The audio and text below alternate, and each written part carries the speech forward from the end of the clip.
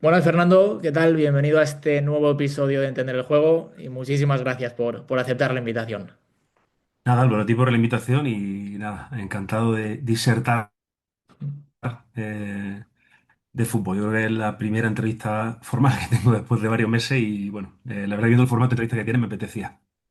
Como siempre, ahora iremos recorriendo un poco tu trayectoria en el mundo de los banquillos, pero para empezar, lo que siempre pregunto, ¿cómo y cuándo surge la idea de ser entrenador?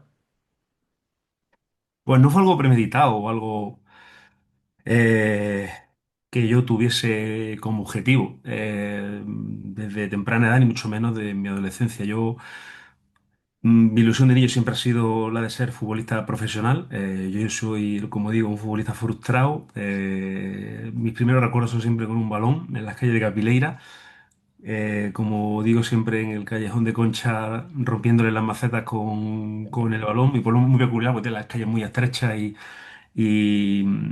y daba para poder jugar en la calle, todo el día en la calle. Mi abuela y mi abuela detrás mía llamándome para que viniese a comer y todo el día en el polideportivo, porque es un pueblo pequeño de apenas 600 habitantes no hay campo de fútbol. A partir de ahí, bueno, empecé a jugar en la localidad donde mi padre ha sido maestro muchos años, en Gójar. Era de lo destacaba, siempre jugaba en una edad superior, así que me fui a Ojíjares, donde hice mi carrera deportiva hasta que con 24 años terminé la carrera de medicina. Bueno, y evidentemente todavía pensaba que podía jugar en fútbol profesional. En ese momento era capitán del equipo, del que considero mi equipo, Gijara 89, donde jugué durante 7 años, los 3 de juvenil y los 4 de senior, hasta que terminé medicina. Y bueno, se planteó el dilema de qué hacer. En ese momento recibí una llamada, la de José Alfonso Morcillo, un referente a nivel de fuerza y de preparación física en España, junto con Julio Tous. A Julio lo conocen más porque está en el Barça. Con el Barça. Era coordinador del Imperio de Albolote. Aquí Albolote tenía una cantera de entrenadores brutal.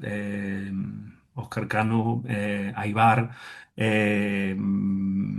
Rafita, el propio José Alfonso Morcillo, Luis Bonilla, Diego Martínez, Ujú. Bueno, su Granada. equipo fue Las Palmas. Ujú. Y la verdad que me hizo mucha ilusión. Y me ofrecieron. Mientras yo jugaba, en los del Ujú. 89, yo entrenaba equipos de categorías inferiores. Yo entrené en Benjamín 2 años, quedamos últimos, quedamos cuartos por la cola, ganando 3 partidos. El primer año ganamos uno, y el tercer año, en el Alevín de primer año, fuimos campeones de liga y ascendimos de categoría. Algo precioso y que recuerdo muy bien. Y de ahí el salto de. Eso fue Benjamín Alevín, me Ujú. ofrecieron un equipo en juvenil nacional el mismo año que acababa la carrera de medicina. Así que mientras entraba en ese equipo de juvenil nacional, que me permitía un sueldo decente entonces, 300 euros, podía compaginar la preparación del MIR. El año siguiente terminé el MIR, me fui a Murcia, empecé una de las 3 especialidades médicas que tengo. Es curioso porque Diego jugaba en tercera división con mi hermano en ese equipo, el Imperio de Albolote, muy conocido aquí en Granada y en Andalucía. Y si no me recuerdo, fue Diego quien cogió el juvenil nacional que dejé yo. Ujú. Posteriormente ya pasó a la Arena, Motril. Y yo me fui a Murcia. Y ahí empecé a entrenar un primer equipo que es Vélez Rubio, conseguimos 2 ascensos de categoría. Y en mi vuelta a Granada, empecé en el Granada B. Ujú. Y a partir de ahí llegaba una serie Ujú. de equipos. Pero en este caso fue, bueno, el futbolista frustrado y el adaptarme. Es decir, no podía seguir jugando. Claro. Me gustaba el fútbol mucho, me había Ujú. formado mientras sacaba la forma que tenía de pagarme el club cuando yo jugaba. Yo llegué a jugar en la quinta categoría entonces, que era lo que era antes División de Honor, que Ujú. mm, era la quinta categoría del fútbol nacional. Con 24 años acabo mi carrera sub-23, colgué la pota y solté el brazalete y empecé a entrenar. Así empezó todo, fue un poco Ujú. seguir vinculado al mundo del fútbol, porque estaba claro que el fútbol por una parte de mi vida iba a seguir en él. Como bien has comentado, tras tu vuelta a Granada en ese Recreativo Granada, yo me quería detener ya en el Loja, cuando llegas en la 2009-2010, equipo que militaba en tercera andaluza. En la primera temporada quedáis en mitad tabla, en la segunda en playoff en semifinales caéis ante aquel San Fernando Y ya en la tercera temporada es cuando quedáis líderes, ganáis al Valladolid promesas en esa eliminatoria y ascendéis a lo que era, lo que conocíamos como Segunda División B. ¿Qué recuerdas de aquellos 3 años y cómo fuiste creando esa identidad y ese modelo de juego de aquel grupo? A ver, fueron años muy bonitos. Los dos de Vélez Rubio, un Mm, equipo de pueblo. Conseguimos 2 ascensos consecutivos y llegar a la quinta categoría del fútbol nacional y dejamos ahí un mm, proyecto precioso. Un pueblo no conocido y conseguir 2 ascensos consecutivos, algo complicado. Luego en el Granada B, que lleva mucho tiempo sin ascender, también conseguimos otro ascenso y hay un momento que el Granada está en un momento de dificultad, entró Pina, la idea era que yo fuera su entrenador del primer equipo, pero bueno, no se llegó a un acuerdo y Pedro Peso, coordinador de Granada, me facilitó un poco el contacto con el Loja, que por ese momento estaba sin entrenador, había una reducción presupuestaria, Loja ha sido un equipo histórico siempre en tercera división, pero no he conseguido cota importante. Entonces yo mm, entro porque hay una reducción de presupuesto y porque buscar un entrenador, bueno, con proyección y con... El primer año empezó mal, luego arreglamos la historia y terminamos mejorando incluso la clasificación del año anterior, quedando octavo. mm. Y fue el segundo año cuando el equipo, modificando muy poco, con 4 jugadores conseguimos construir un bloque fuerte. Y ahí viene un punto crucial, que fue, ganamos la primera eliminatoria, el Mar Menor, nos enfrentamos a la segunda eliminatoria. No se me va a olvidar el baño que nos metió el San Fernando allí. Fernando. Brutal. Desde que llega, empezó perdiendo el partido desde que llegamos. Había 2.000 personas esperándonos. Uno nunca había vivido eso. Parece que eran 10.000. Y me acuerdo que en el autobús de vuelta, que fuimos capaces de mover hasta 10 autobuses para en el partido de vuelta, aquí ganamos 3-2, allí nos ganaron por 4-0. goleada. Sí, hubo una expulsión en la primera parte y, y a partir de ahí nos pasaron por encima. Me la recuerdo los jugadores perfectamente. Dani Pendín, que jugaba entonces en ese equipo, se acercó al final y me felicitó, dice que tenía mucho mérito llegar donde habíamos llegado con los medios que teníamos. Es de los pocos jugadores ese detalle lo tiene en cuenta, más con Dani Pendín. De hecho, con él tengo cierta relación precisamente desde ese momento. Sigo su trayectoria hasta con Vicente y me gusta que le van muy bien las cosas. Y te decía, en el viaje de vuelta ya iba pensando cómo armar el equipo para ascender. No venía lamentándome, no venía llorándome, sino cómo hacer mejor el equipo. Hicimos otros 3 retoques. Y la verdad que ese segundo año que no empezamos tampoco bien, porque estamos en mitad de tabla también sobre las jornadas de 12 el equipo creo que encadenamos una barbaridad, 17 victorias consecutivas, máximo goleadores. Bueno, va adaptando un poco a las herramientas que tiene. El primer año era un equipo híbrido entre jugadores que tenían contrato y jugadores de la localidad. El segundo año aumentamos el potencial. Y bueno, siempre con el mismo presupuesto, un presupuesto medio de la categoría. Conseguimos siempre haciendo un pequeño esfuerzo económico atraer a esos jugadores que entendíamos que iban a dar un salto diferencial y bueno, afortunadamente conseguimos ese ascenso que fue lo que me dio la posibilidad, entre comillas, de poder entrar a segunda B y tener esa posibilidad de acercarme al fútbol profesional. Y para que veamos cómo es el fútbol, estás 3 temporadas peleando para ascender a Segunda B y en el primer año en esa nueva categoría acabáis descendiendo. ¿Cómo Sí, pero ese fue año, aquella temporada pero que sería complicada? tuvo mucho mérito ese año, pues éramos Mm. conscientes de que éramos el equipo. A ver, estamos en segunda vez, con Cádiz, con Albacete. Bueno, yo no recuerdo los equipos que había, pero era una auténtica barbaridad. Y nosotros estábamos con. El jugador que tenía el sueldo más alto en nuestro equipo, lo voy a decir ahora porque puedo decir, era Juanma Ortiz, ganaba 1.500 euros. Que venía de la Jaén. Y Juan Ortiz y bombero. El otro día, igual una relación estrecha con él y a partir de ahí, de 1.000 para abajo. Es decir, hemos jugadores de 500, de 600 euros. Y esa categoría muy complicado. Pero mantuvimos la entereza y estuvimos ahí hasta el final. Es cierto que ese año tuvimos una adversidad, hablando particularmente de ese año, que fue la lesión de un jugador para mí, dos diferenciales. El propio Juanma que se rompió la clavícula y sobre todo Álvaro Santos, un jugador que pudo ser profesional perfectamente. Y eso nos condicionó. De hecho, yo creo que teníamos peor equipo en segunda vez, y esto lo he En el comentado con anterior. algunos, que el anterior. Porque el anterior fue, pasamos de 100 goles a favor, hicimos una barbaridad de puntos. Eh, el equipo era un placer verlo jugar. De esos que como aquel que dice, Phil Jackson, ya el entrenador solo estorbaba y había que verlo jugar. Ya además eran un mecanismo en los que se asociaba Ramiro con Gambis, con Darío Ruiz, con Gato rompiendo el espacio y con un punta que venía, y a partir de ahí se generaba, y con Nino al mando, y se generaba De hecho, el partido de vuelta fue un auténtico espectáculo. Ganamos 3-0 al Valladolid y si podéis ver el resumen que está por en YouTube, Ujú. la calidad de los goles y de las ocasiones que tenemos fue un dominio aplastante. Claro.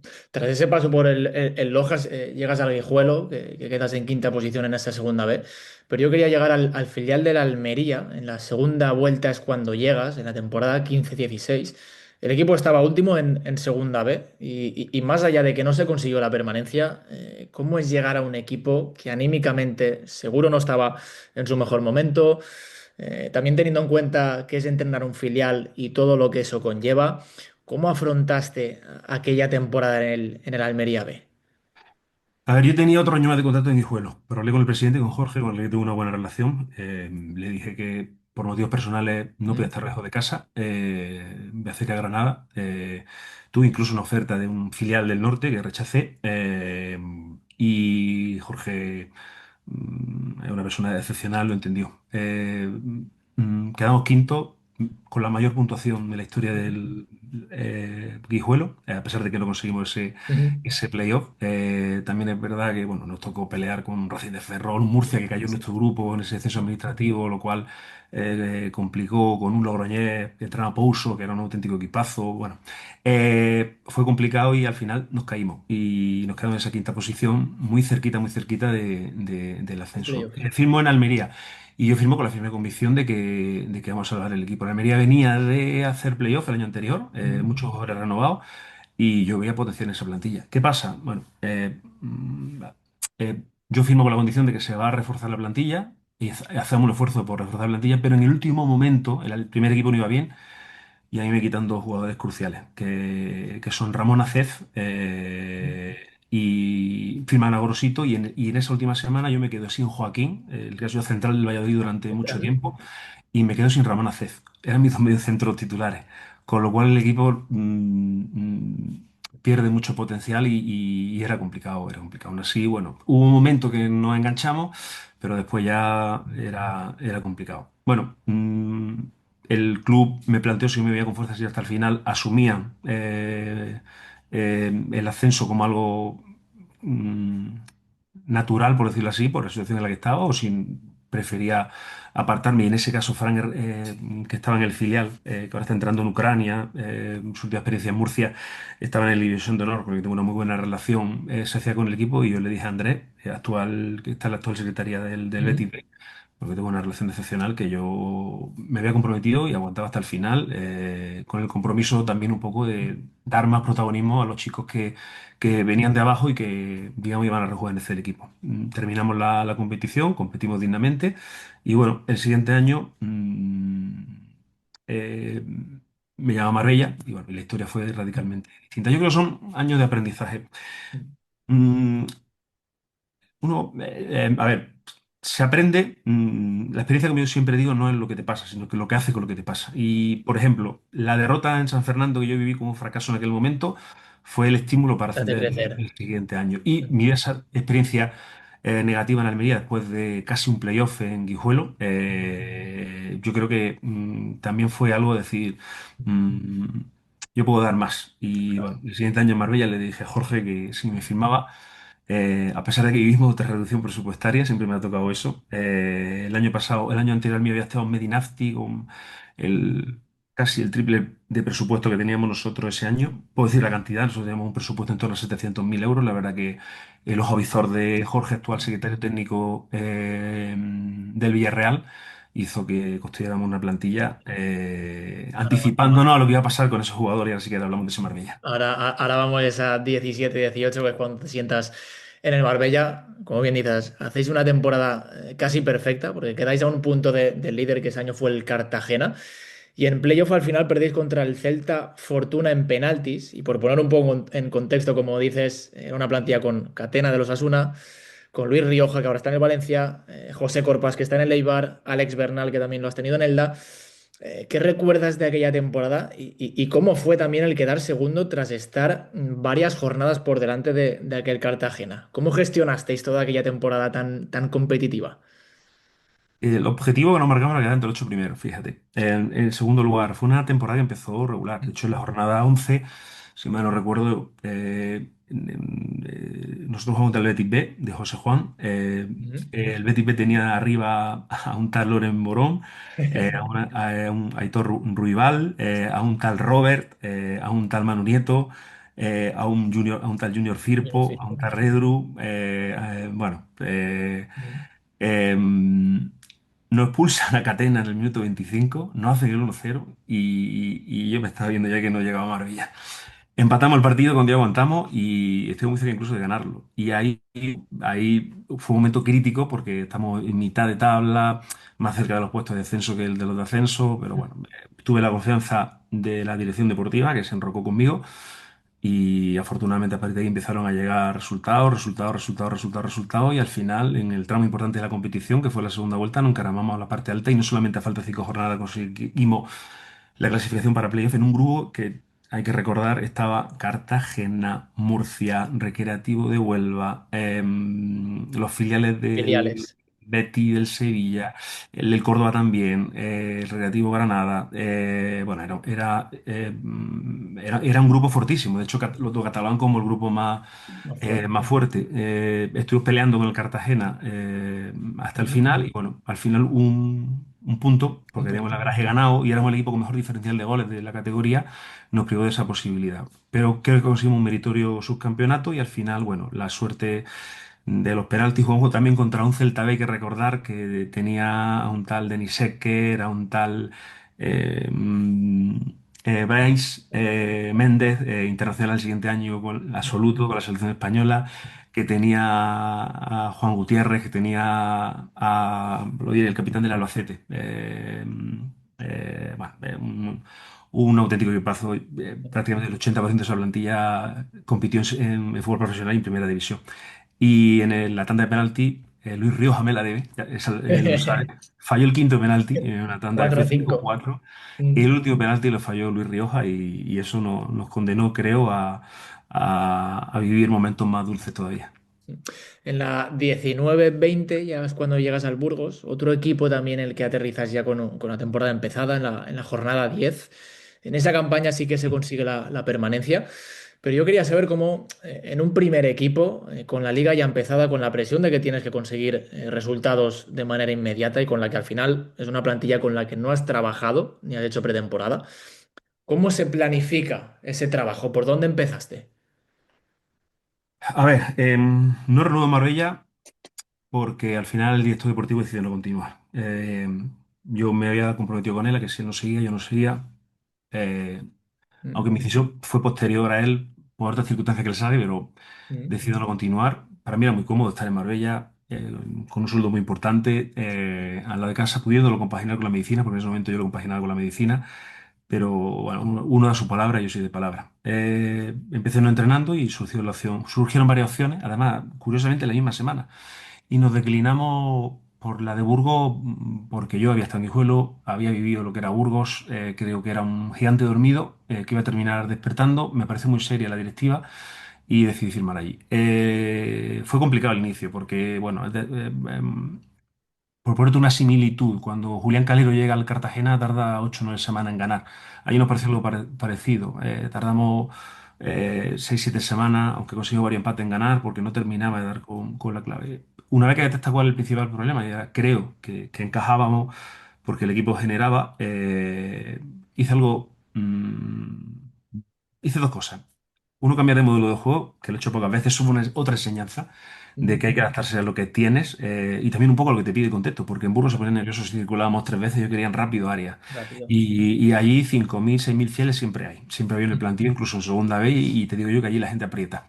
Y en segundo lugar, yo me preguntaba por qué encajábamos tanto. Me fui a ver los tres equipos de Europa que menos encajaban en ese momento, lo recuerdo con exactitud, era el Liverpool, en Liga Inglesa era la Juve, en Italia Ya. y en Atlético de Madrid, o sea, y en España el Atlético de Madrid. Y me puse a ver durante una semana, no sé, 5 o 6 horas diarias, situaciones de finalización y cómo las defendía, cómo movía. Y a partir de ahí José Mari, mi segundo y yo, ahora José Mari, la dirección deportiva también del Villarreal, sacamos una regla que lo llamamos los 10 mandamientos de cómo defender área y eso al final fue crucial para cortar esa sangría y para, bueno, con el potencial que tenía el equipo, hacer una segunda vuelta espectacular. Fuimos a jugar a Celta.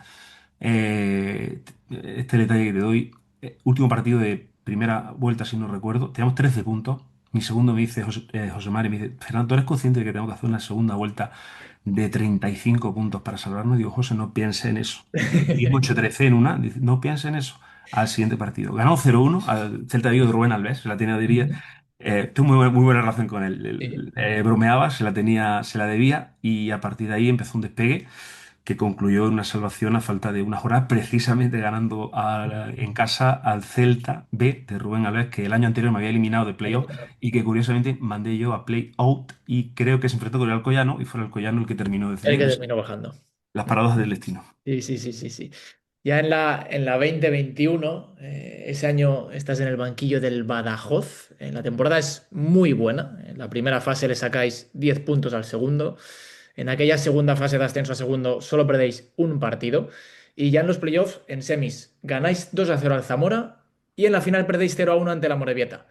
Cuéntanos cómo fue aquella temporada con esa fase de 6 partidos, después las semis, aquella final contra la Morevieta y el que después de tanto trabajo con una liga casi perfecta no se consigue ese ascenso. Bueno, hay otra pequeña parte que es la de Burgos. Iniciamos un nuevo proyecto en el que, bueno, nos comprometemos verbalmente a una cosa, luego no se hizo la plantilla como se habló y creo que pagamos ese peaje y que no fue hasta que llegó Michu en el mercado de invierno, que arregló el equipo, cuando se le dio una vuelta al equipo. Bueno, hay que recordar, y lo digo ahora como anécdota, que ese segundo año yo me encabezoné en dos jugadores, Juan Mita, que venía del Badajoz, y Aitor. La semana pasada hablé con Aitor, que firmó en China, y bromeamos acerca de esto. Un Aitor que venía del Leioa, ese campo en el que un banquillo está en una esquina y el otro en el otro córner, que entrenó Movilla, por cierto, hizo Ujú. 4 maravillosas campañas. Sí, es verdad. Y fue un fichaje con bastante controversia interna, pero bueno, como digo yo, afortunadamente los pocos que me hicieron caso y afortunadamente Aitor tiene lo que merece. Eh, lo de Badajoz, destituyen a Medinafti el año anterior, coge el equipo, yo creo que prácticamente en playoff. Muniti dimite antes de empezar la competición. ¿Mm? Los motivos no lo sé, habrá que preguntárselo a Pedro. Mm. Y a mí me llama David Vizcaíno, tiene buenas referencias mías y me ofrece la posibilidad de poder entrenar. Y yo digo que sí. Llegué a la jornada uno, no fui yo entrenador. Llegué a la jornada 2. La verdad que me encontré un auténtico equipazo. Aquello era una delicia de vestuario y una delicia de equipo. Jugadores como Alex Corredera, como Pablo, como César Morgado, como Sergi Maestre, como Dani Aquino, como Dani o en el lateral junto con, lo diré, con Tomás, con David Concha, con Clemente que reconvertimos a la posición de extremo. Un Bueno, equipazo. porque Jesús estaba, los somos del filial, lo que veían como medio centro, yo veía que le faltaba un poco de pie, que desde ahí nos podía atacar área.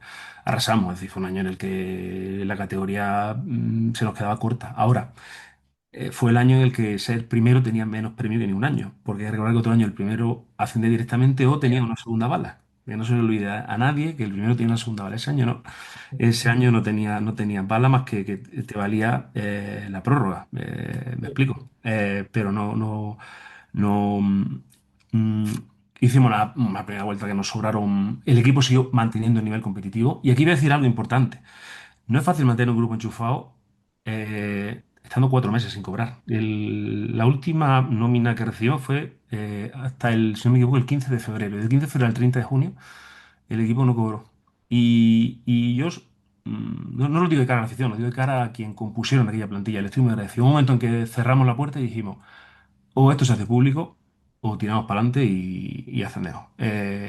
Hubo un diálogo ahí en el que todos intervinieron y al final los capitanes dijeron, Mister, no queremos ruido, vamos a tirar hacia Va adelante, a tirar. tenemos la posibilidad de denunciar cuando acabe, pero yo creo que al final la afición se merece poco ruido y que ascendamos.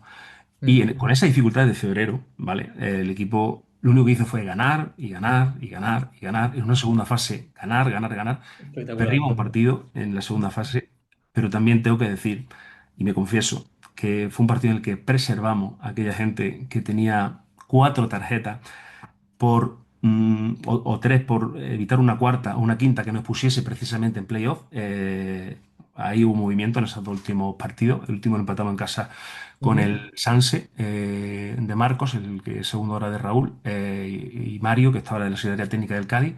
Y nos fuimos a la semifinal y final. La semifinal nos encontramos muy buen equipo, al Zamora, creo que fuimos muy superiores. Y bueno, en la final, al final tuvimos que pelear más contra los elementos que contra el propio partido. Al final todo el mundo se veía en Mm. casa donde no habíamos perdido ningún partido, donde habíamos jugado 11 o 12 creo, ganado 11 empatado uno. Ujú. Todo el mundo pensaba que iba a ganar 3-0 y que íbamos por esa Sí. presión a la barqueta. Y tuvimos que ser nosotros los de dentro los que pusiéramos cordura. Jugamos con un muy buen equipo entrenado por Íñigo Vélez, que era muy rocoso, que costaba mucho hacerle gol, que se armaba muy bien y con la presión, porque aquí no puedes pedir, pero yo de pedir hubiese pedido jugar en el Mendralejo, no porque era una presión añadida jugar en nuestro campo, que además ya tenía dificultades Mm. por el no, porque no, el club estaba en una situación en la que no daba ni para un cuidado adecuado del césped. Y Ya. aquí tengo que romper una lanza a favor de Royal Albert porque los trabajadores se portaron con nosotros de una manera extraordinaria. Eso se lo voy a estar agradecido eternamente a Joaquín, sobre todo a Joaquín, el responsable. Lo hago público hoy. Yo creo que no he contado esto nunca. Bueno, conseguimos.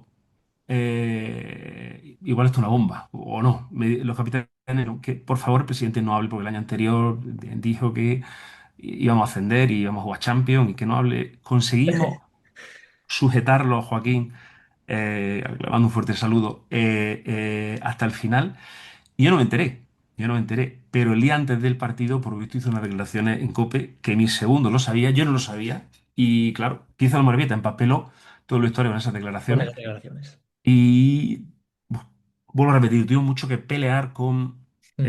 el que nadie se relajara, porque aquello iba a ser una final, y fue una final. De hecho, fue un partido Mm. muy volado, un partido en el que creo que tiraron tres tiros a puerta, dos de Iker Bilbao en la ocasión del doble gol, en un saque de banda que está bien defendido, sabíamos cómo defendíamos, y un tiro, quiero recordar, de metro. Y nosotros tuvimos, creo recordar, 11 tiros a portería, cuatro entre los tres palos, una de César Morgado al final que sacó, lo diré, Mm. el profesor Morevita que tiene yo en Burgos. Ah, no me sale. Sí, sí. Ahora lo diremos. Cuando uno quiera hablar de su nombre, no viene. Hizo dos paradas brutales al final y ascendió. Tampoco había VAR, porque hubo dos o tres acciones bastante Mm. discutibles en Discutible. concreto. Pero bueno, no vamos a poner excusa. La Morevieta, yo lo dije en rueda de prensa, lo felicité. Eran justos vencedores porque habían ganado aquel partido. Y la verdad que aquello yo creo que me enrabietó más todavía para saber que al siguiente proyecto al que iba a ascender sí o sí. Mm. No pudimos continuar allí, a pesar de que fue nuestra intención. Ujú. Creo que hay un aprendizaje también en cómo salir de los equipos, eh, porque no dar una rueda de prensa creo que deterioró mucho mi imagen. Solo voy a dar dos detalles. Del 15 de febrero al 30 de junio no recibimos un euro y evidentemente denuncié porque tiene un año más de contrato. Claro. La denuncia quedó en nada. Entonces fue el juego de lo social, el club entró en ley concursal y a día de hoy Fernando Esteves del Badajoz ha recibido y va a recibir 0 euros. Así que todo el que me tiró de pesetero que sepa que sabía lo que me exponía a irme a un juicio a los juegos de lo social, donde como mucho aspira a cobrar la mitad de lo que te deben y que esa resolución favorable, recurrida tres veces y con un aval, al final terminó en 0 euros para esta persona. Mm. Y un año de paro también, Un año. porque Mm. la consecuencia fue que el siguiente año La 21-22. no pude entrar porque vinculé muy tarde el Badajoz Claro. bueno, no, las propuestas que llegaron fueron ya en el tramo final de competición y preferí no entrar. Y ahí es cuando llegamos, como bien has comentado, a esa 22-23, que es cuando recalas en el Eldense en primera ref, con una plantilla, recuerdo, muy, muy completa. En esa campaña se os escapa el liderato por el golaveraje con el Amorebieta, pero ya en playoff vencéis en semifinales al Celta Fortuna y en la final al Tel Castilla conseguís mínimo ese empate con Serbia y estáis en segunda división.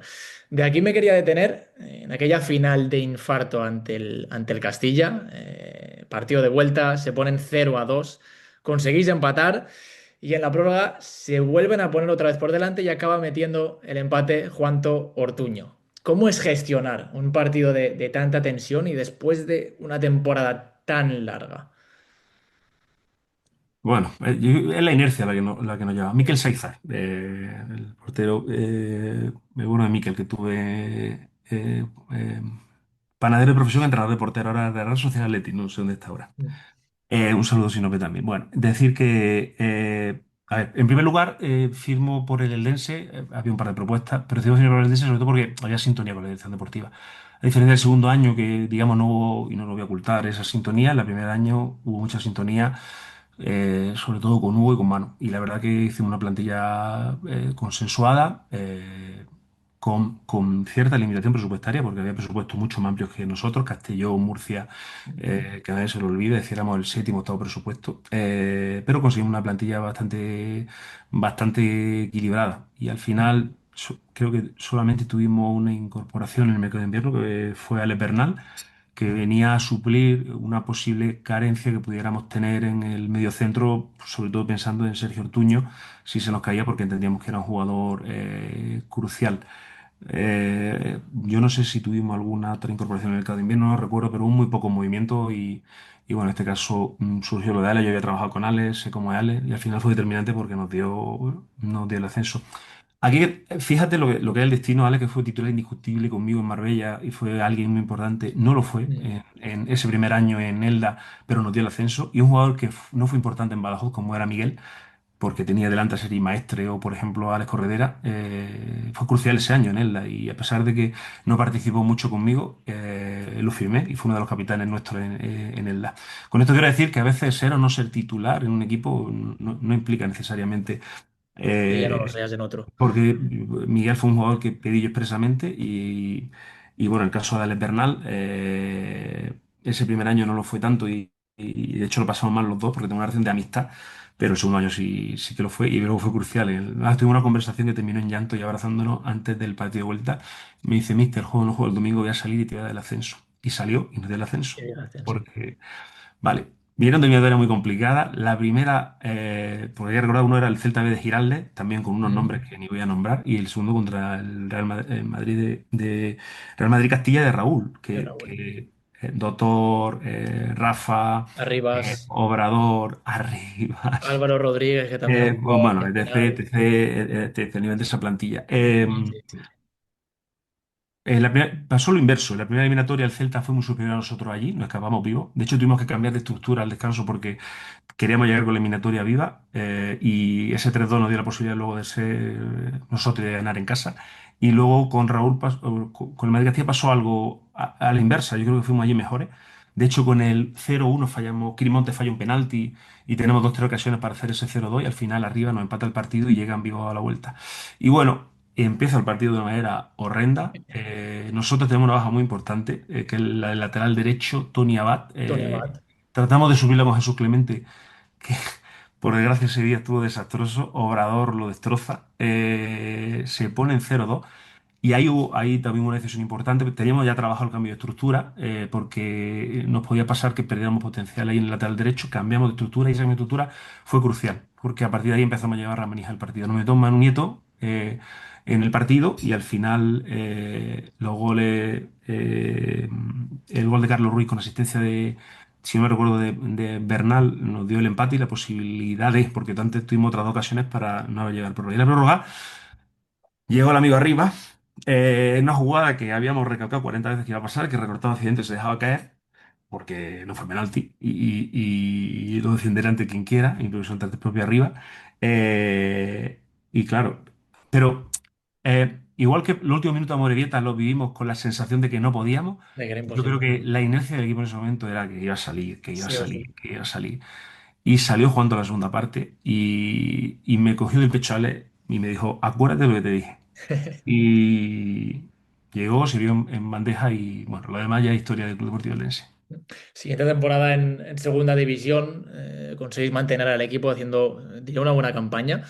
¿Notaste grandes diferencias de aquella primera ref a segunda en cuanto a calidad, ritmo, la competición? ¿Qué recuerdas de aquella segunda división? Yo era de los que defendía que no había tanta diferencia entre la primera red y segunda, pero cuando llega a segunda, amigo mío, te estaría con segunda división. Y es verdad que empezamos con el mismo modelo, la inercia positiva de un equipo que se conoce, ganamos 0-1 en Cartagena. Hay que recordar que nosotros tenemos que reestructurar el estadio y de los 5 primeros partidos de liga, creo que 4 fueron a domicilio, lo cual Mm. era un auténtico disparate. Sí, verdad.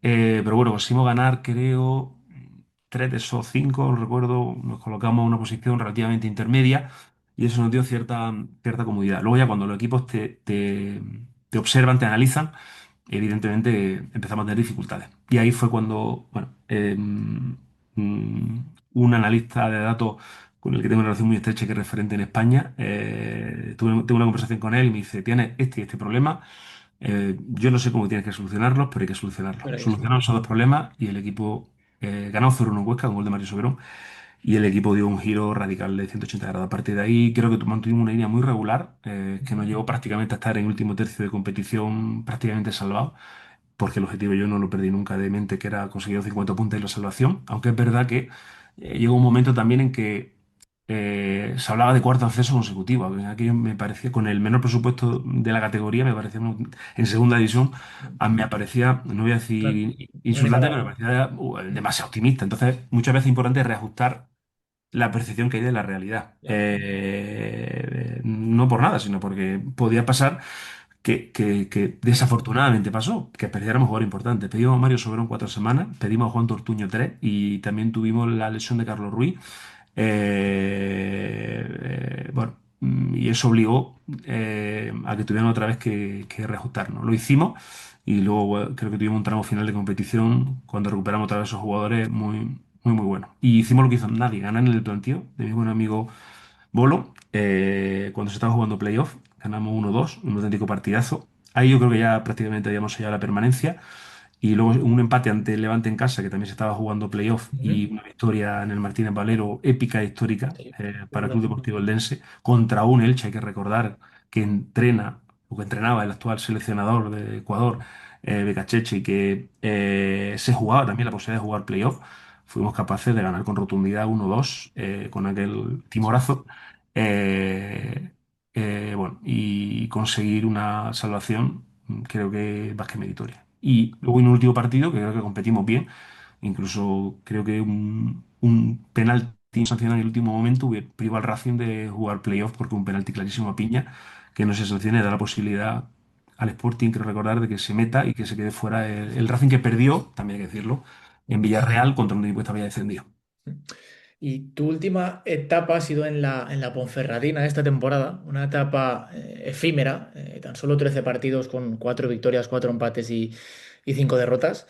Desde la dirección técnica en esa jornada 13 deciden prescindir de tus servicios, sacan el comunicado, pero yo quería saber cómo se gestiona un despido en tan poco tiempo en el que seguro al final no te ha dado tampoco tiempo a trabajar con el equipo ni a hacer a crecer las bases de lo que sería tu proyecto. ¿Cómo ha sido?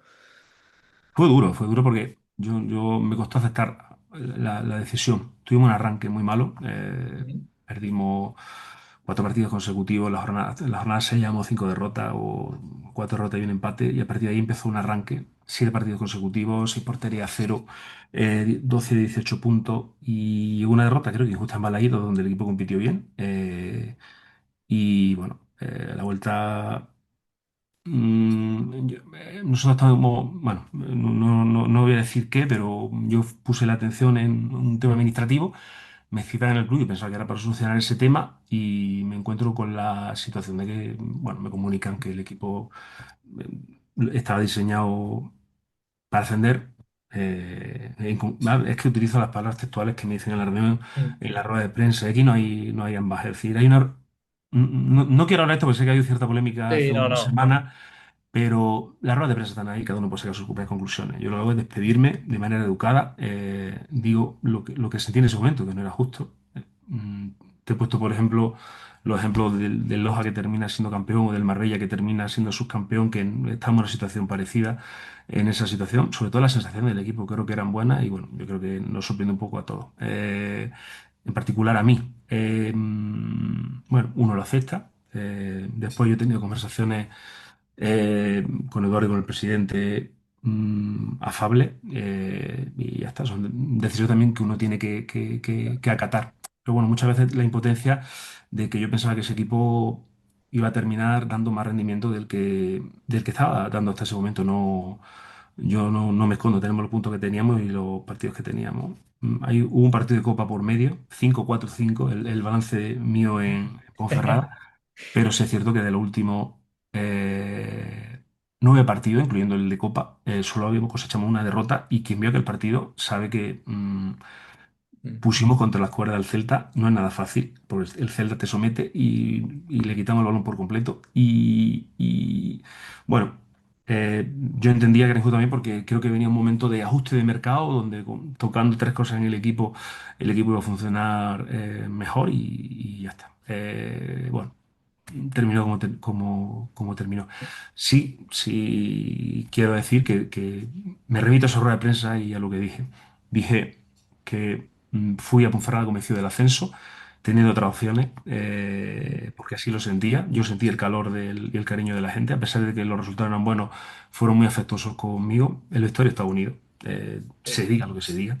Y tengo mensajes de los capitanes que así lo atestiguan. Eh, Me consta que al presidente le tomó costar la decisión, me consta, porque lo hemos hablado después personalmente, pero también es su dinero, su patrimonio, y yo lo entiendo y lo acepto.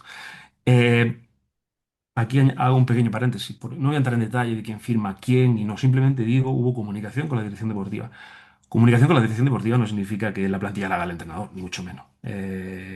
Porque si no, la plantilla de la Ponferradina probablemente no terminara siendo la que fue. Hay muchos elementos dentro que tampoco vamos a entrar en juicio. Pero sí es cierto que junto con Jorge en Marbella, junto con Mm. primer año en Elda, hubo bastante comunicación con la dirección deportiva, que fue lo que dije. Que haya comunicación con la dirección deportiva no significa No quiere que decir. haya consenso. De hecho, yo siempre mando un informe por escrito a los jugadores y había jugadores con los que bueno, yo expresé mi opinión, que además hay registro de entrada y datos evidentes. Y me sorprendió un poco la semana pasada, porque incluso, bueno, el propio José, 3 días después de aquello, me llamó para decirme que la decisión era injusta, que no la entendía y hasta ahí puedo leer porque no quiero. Cosas. Entonces, lo del otro día, no sé, no. Yo creo que las cosas que hablan en su momento, no. O sea, vivimos el mundo de la post-verdad, en la que uno analiza en base a lo que ha pasado y mirando el pasado desde autopsia Mm. y hay que ser transparente y claro en el momento. Aún así, yo le estoy agradecido al Ponferradina porque para mí es un club histórico y me dio esa posibilidad, al trato que tuve de la gente del Bierzo y a la plantilla, porque es que creo que la plantilla estaba en la causa. Y hubo jugadores que lo sintieron especialmente porque además yo me sentía mal con ello. El tema de Undabarrena, que fue una petición expresa mía que la dirección Eco. deportiva me hace caso, tema de Chemi, que entraba en unas condiciones Mm. de mercado. Chemi es un jugador que quiere firmar yo muchos años y no hemos podido económicamente, y en unas condiciones de mercado, o jugadores como Borja Vázquez, Mm. que viene porque el Cádiz quiere que venga a Ponferrada, bueno, o incluso el propio Ineco Aguilar, que ahora ha salido al Sabadell. Y yo también me sentía un poco Claro. mal con eso. Y luego también con Borja, que no había tenido una relación muy fluida, esa semana hablamos mucho. eh, Dolió, todavía se me hace un nudo en la garganta, dolió y Normal. bastante. Luego Germán, Andoni, Fede se esperó y estuvo una hora hablando allí con nosotros. Me juro y perjuro que la plantilla estaba con nosotros, que bueno, los rumores que habían fundido, yo no tienes que decirme nada Sí. porque todos sabemos lo que ha pasado. Y solamente hay que ver cómo ha funcionado la gente en el terreno del juego para saber que la gente estaba en la causa. Claro. Entonces fue dolorosa y bueno, no sé si me he extendido demasiado, no pretendo generar polémica, me remito a rueda de prensa de la despedida, nada más, simplemente matizar eso. Y bueno, yo creo que ahora están en disposición de asumir un bonito reto que es, yo creo que en media hora ha dado un poco con la clave. Al final Medina no es tonto, sabe dónde están las debilidades y fortalezas del equipo. El Mm. equipo está funcionando como está funcionando. No voy a analizar nunca un compañero. Eh, Portería cero, a partir de ahí está sumando. Y creo que la vuelta de Vicente y las incorporaciones que han hecho le han dado ese pequeño salto de calidad para comenzar un poquito la plantilla y yo creo que la Ponferradina va a tener opción de playoff. Mm. Cosas al final del fútbol que suceden. Y con la trayectoria que tú tienes en el mundo de los banquillos, quería preguntarte ahora sobre la importancia de que cada jugador sepa el rol que tiene en el equipo. ¿Cómo lo has manejado a lo largo de tu carrera? Porque entiendo que al final cada temporada en cada equipo y según con qué jugadores de una manera u otra, pero viéndolo un poco a grandes rasgos, ¿cómo has manejado que cada jugador sepa su rol y de la misma forma tenerlos metidos en la dinámica del equipo? Esa es la labor más compleja quizás del entrenador. Y, por ejemplo, ha habido dos plantillas muy extensas, como fueron la de Badajoz o la de el segundo año en Elda, que por lo larga era la plantilla y por el nivel que había tan parejo y el overbooking en determinados puestos, era complicado de manejar. Ahí el segundo entrenador tiene una labor muy importante, porque yo siempre digo, los equipos siempre tienen un padre y una madre. Y tú puedes hacer comunicación, pero siempre hay alguien con quien se van a ir un poquito más. Es decir, yo al final soy el entrenador y soy la figura que yo encuentro con mis jugadores, soy la de padre. Yo mato por ellos y velo por ellos y los voy a defender y nunca los voy a señalar públicamente, pero soy el padre y soy cierta autoridad y no se van a sincerar tanto como con... bueno, hablo padre, madre, que nadie me interprete esto. Madre, padre, uno son un poco el rol Sí, sí. de rígido y el otro un poco el que tiene más acercamiento. Yo he tenido la suerte de tener tres grandes segundos entrenadores. Uno es Juan Franfunes, que ha estado conmigo 5 años, actual entrenador del Málaga.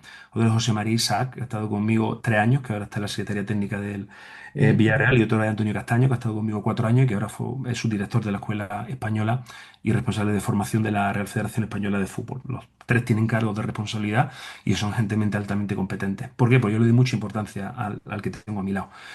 ¿Por qué? Porque considero también que tiene que ser una voz crítica conmigo. Yo no quiero gente complaciente, no quiero gente que me diga sí, que está bien, sino que sabiendo que voy a tener esa fidelidad en ellos, que me expresen su punto de vista sincero. Y a veces había controversia, pero al final respetaban la decisión Mm. que tomaba y iban a muerte con ello. Te decía, ahí el segundo entrenador tiene una parte muy importante. Mm, Otra reflexión que hago. Hay dos formas de construir una plantilla. Y te voy a poner el ejemplo de dos personas a las que traté y las que conozco personalmente. El actual presidente del Olympique de Marsella, Pablo Longoria, que ha sido director deportivo de la Juve, del Valencia, que él Ujú. cree, él Sí. habla, yo lo catalogo la teoría de los 16, que 16 que tengan un papel importante, que son esos que van a tener más de 1500 minutos en la competición, y 8 que acompañen. Esa es la manera más fácil de gestionar una plantilla. Y luego está la otra teoría de mi amigo Adrián Espárraga, que ahora estaba en la SER, el secretario técnico, no sé dónde está. Fue el que hizo la plantilla del Leicester que ganó la Premier League, Ujú. entre otras, Girondins de Burdeos, Málaga, Tottenham, Betis. Bueno, que él cree que no, que los puestos hay que doblarlos y que tienen que reventarse y destrozarse por tener un espacio. Entonces, es diferente gestionar una plantilla y otra. Ahí, independientemente del modelo de plantilla que quiera, es muy importante también conocer al jugador. Yo soy de esos entrenadores que para tener un jugador, no me gusta hacer un jugador por vídeo, me gusta verlo, si puedo verlo in situ mejor, pero sobre todo lo que me gusta es hablar Cara a cara. con gente que ha estado con él, a veces hasta 8 o 10 opiniones y en función, va a haber tres que lo maten, va a haber dos que sean neutros y cinco que lo quieran. Pero al final te hace una idea de cómo puede ser futbolista y cómo funciona en un momento de dificultad y de presión. Eso es crucial y pues, es algo que cuando hemos podido hemos tenido en consideración. Y ahora voy al tercer elemento. Luego, los jugadores te juzgan siempre por dos cosas. Yo creo, por el nivel de conocimiento que tienes, porque te están poniendo a prueba constantemente. Entonces tienes que tener, yo creo que un conocimiento alto de juego y respuesta y recursos. Y en segundo lugar, por dos cosas. Por ser justo y por ser consecuente con lo que dice. Y yo lo intento, ¿eh? No siempre se consigue. Trato de ser justo en el sentido de que cuando a alguien se abre la puerta y la derriba, merece la oportunidad. Y en segundo lugar, trato de ser consecuente con aquello que digo de puerta adentro. Y son dos cosas que son máximas para mí y trato de cumplirla. Igual en momentos puntuales alguien tiene otra interpretación, pero creo que son dos cosas que no perdonan los jugadores. Que les mienta o que les genere falsas expectativas. Y en ese sentido, esa es mi trato y mi relación con los jugadores. Yo tengo una mejor relación personal con los jugadores en el tiempo y en la distancia cuando no soy entrenador que cuando lo soy. Cuando lo soy, soy el padre, soy su jefe y a veces, bueno, hay una relación de respeto, de tal, pero digamos que ese Fernando no autoritario, no paterno aparece desde la distancia, por ejemplo, y concreto un poco. de una relación extraordinaria con Seri Maestre, con Alex Corredera, con Pablo, con Alex Bernal, con Catena, con Luis Rioja, que cada vez que ha venido a Granada, o Corpas me da la camiseta para el niño, sin que yo se la pida. Es decir, al final yo creo que ellos son agradecidos.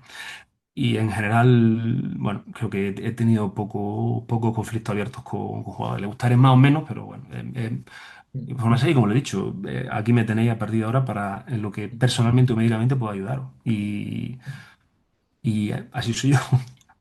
Importante también, como estamos comentando, que es el rol que cada jugador tiene que tener, que va relacionado, diría yo, también con la actitud del jugador, porque muchas veces queremos un equipo que tenga jugadores de mucha calidad, que sean los mejores de la categoría, pero qué importante es tener una plantilla con buena actitud, con predisposición para entrenar, que el equipo vaya a una.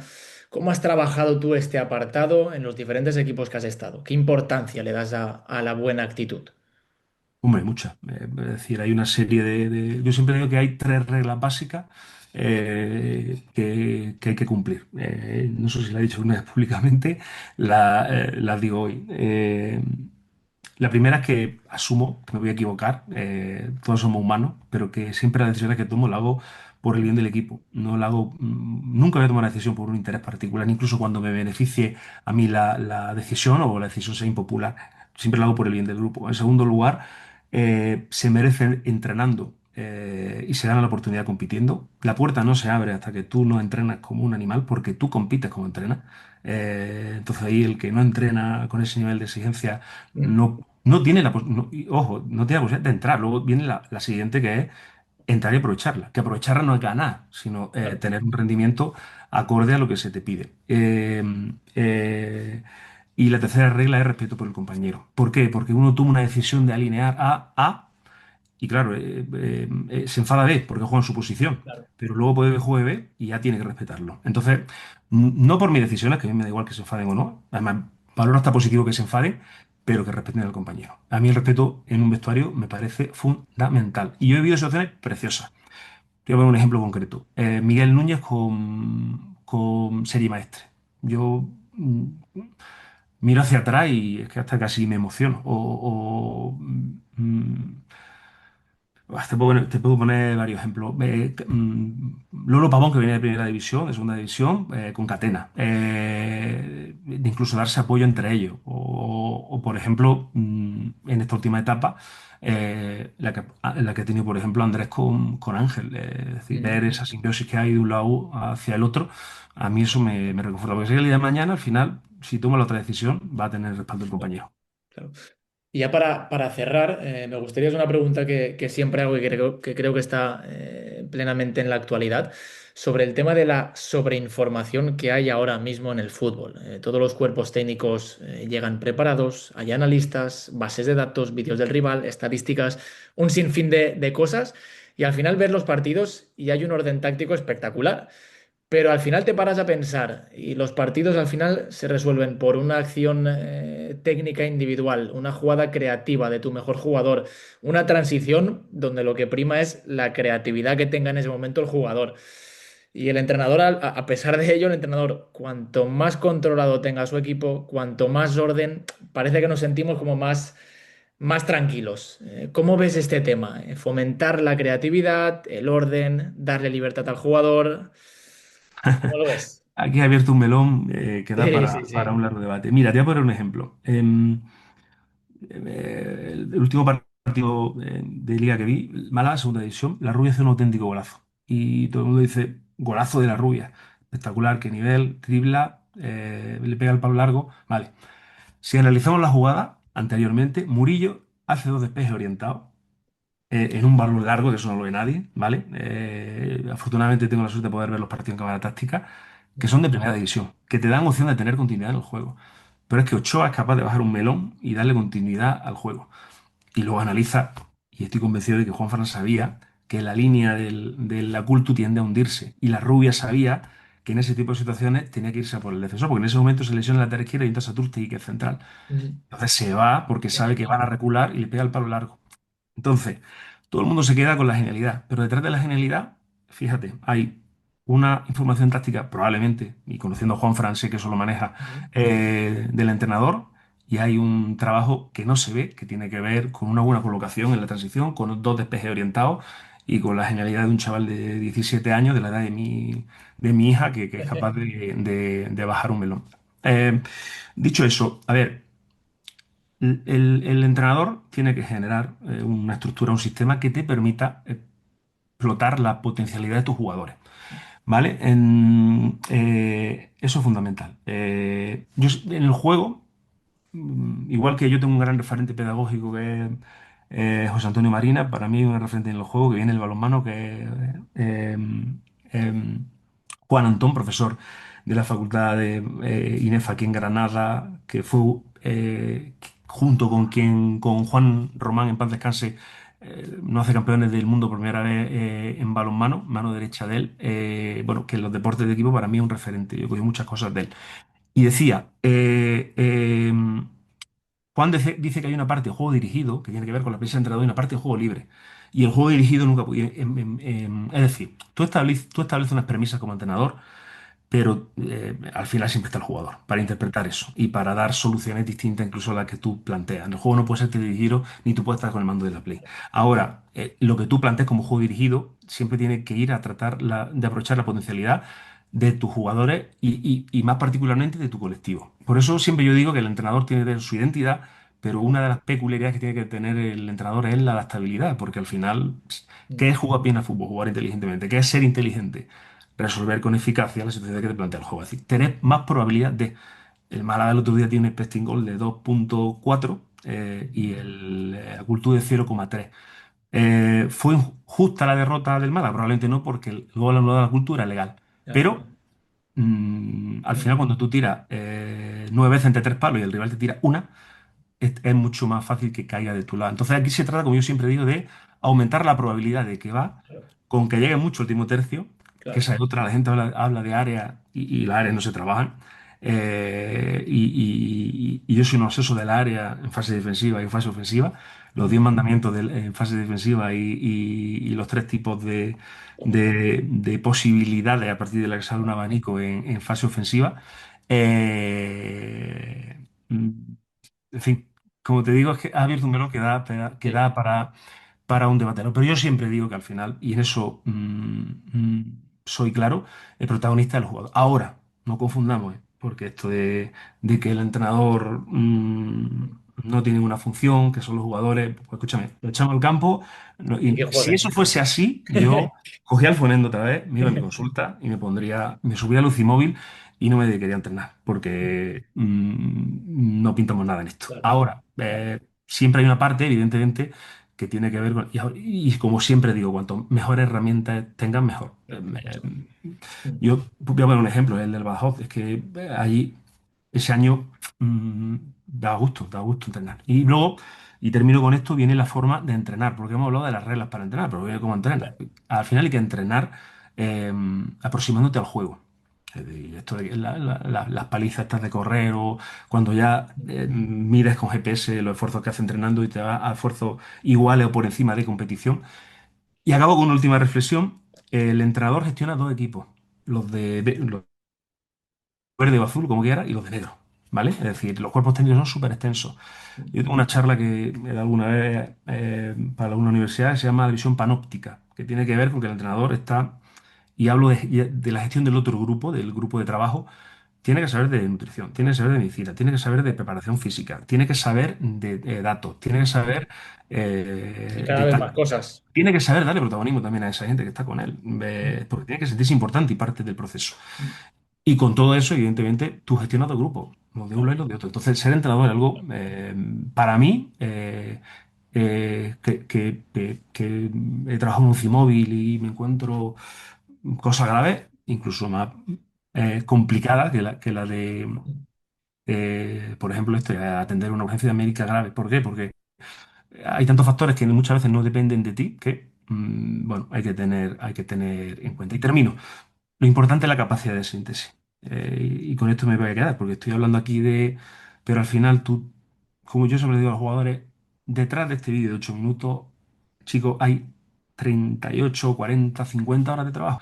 Y se sintetizan estas cuatro ideas, porque al Claro. jugador no puedes tampoco... No saturarlo, Es verdad que cuando ya estás cierto tiempo con ellos y van adquiriendo un lenguaje y puedes meterle más más fácil. conceptos. Sí. Porque al final el lenguaje es generativo. Si tú generas un concepto, lo tienes la idea. Si no tienes ese concepto en la idea, no existe esa realidad para ti. Pero hay que ir ampliando poco a poco. La capacidad de síntesis a la hora de llegar al jugador, para mí es determinante y tiene que ser fundamental. Y termino. El dato, decía Seneca, que comparas para el ignorante una manera fácil de jugar. En el dato siempre encuentras una realidad que te refuerza en tu creencia. Es decir, los datos hay que procesarlos y los datos tienen que servir para tomar decisiones. Y aquí os recomiendo un gran libro, que es el de mi amigo, y ahora digo el nombre, Anselmo Ruiz de Alarcón, Fútbol y Datos, en la versión nueva que ha sacado, donde le da al dato una percepción o un uso prescriptivo, no descriptivo. Es Claro. decir, el mundo del fútbol está lleno de médicos forenses que hacen autopsias por partido. Médicos prescriptivos o personas prescriptivas que anticipen lo que puede pasar, que sirvan para tomar decisiones, que te analicen cómo puede terminar una historia o dónde tiene el problema, que el dato tenga una utilidad práctica. Amigo mío, de eso hay poco. Por eso recomiendo encarecidamente ese libro. Fantástico, la verdad que ha sido una charla muy, muy gratificante, como te he dicho antes. Muchísimas gracias por haber aceptado esta invitación. Hemos podido recorrer un poco tu trayectoria, ver también un poco cómo trabajas. Creo que podríamos estar 2 horas más hablando de fútbol y de esos métodos. Pero la verdad, como te digo, he aprendido un montón sobre tu trayectoria, tu manera también de trabajar y de hablar sobre todo también al jugador. Y como te he dicho antes, muchísimas gracias por haber compartido este espacio aquí con nosotros. Nada, y termino. Esto es una conversación de entrenadores en la que a veces utilizamos lenguaje formal. En la comunicación es muy importante ponerte en el mismo nivel. Hay un modelo que se llama modelo PAN, padre, adulto, niño, es decir, Mm. esta información que podemos tener entre dos entrenadores no es la que puede tener un entrenador con un jugador. Al final, el modelo de comunicación hay que adaptarlo porque Para entenderse. Mm. tiene que entenderlo. Son niños, Fundamental. adultos o senior. Entonces, eso también quiero matizarlo porque, eh, de hecho, a veces yo soy un poco vulgar hablando en el terreno del juego, pero porque quiero expresar una idea concreta que la entienda el jugador. La manera de comunicarte con el jugador luego tiene que ser, evidentemente, más informal Claro.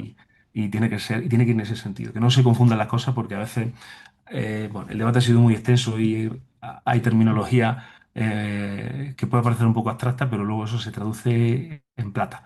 Te pongo un ejemplo. Nosotros cuando hablamos de finalizar el segundo palo decimos recoger la basura. Pues siempre tiene que llegar alguien al segundo palo para recoger la basura. Imagínate. Importante adaptar el lenguaje Sí, a, es a- necesario. porque siempre hay un comunicador y un receptor. Sí. Nada, un placer, como te he dicho. Un placer.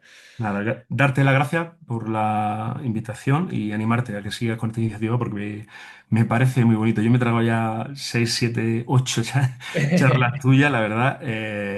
Y bueno, ver a Movilla, ver al Rato Baracaldo y Manuel, que para mí ha sido un Ay, auténtico Manuel. descubrimiento, incluso hablar personalmente con él, Mm. me parece una persona excepcional, es muy gratificante. Muchas gracias.